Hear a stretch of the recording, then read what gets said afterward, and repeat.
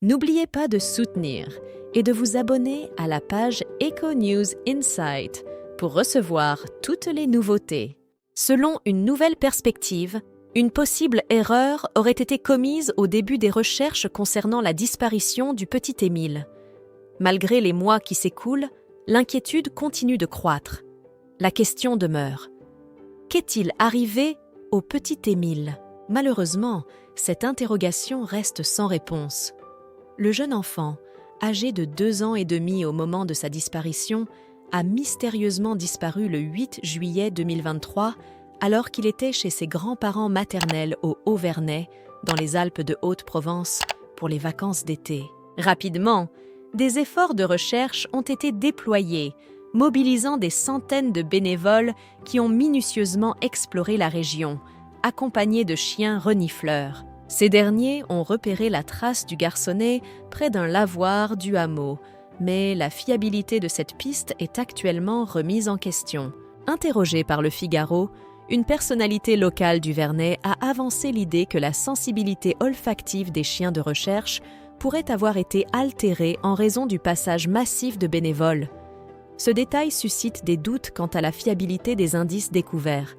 Elle s'est interrogée en ces termes. Les chiens sont intervenus 24 heures après le passage de 800 bénévoles qui ont parcouru tout le secteur. Et malgré cela, ils auraient réussi à détecter la piste de l'enfant.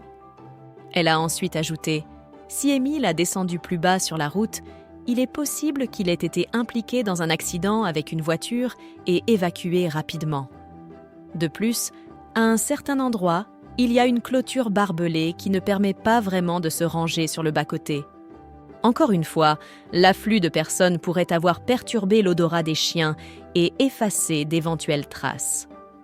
La mystérieuse disparition d'Émile. Point sur l'enquête en cours. Au moment où nous présentons ces informations, les efforts pour retrouver Émile se poursuivent de manière intensive. Les enquêteurs examinent les données téléphoniques et les 300 éléments de preuve recueillis lors des recherches sur le terrain. Ils analysent également les enregistrements des caméras de surveillance d'un péage de l'A51, avec un total impressionnant de 50 000 photos collectées. Ce travail colossal représente un défi majeur pour les gendarmes, qui gardent espoir de localiser le jeune enfant.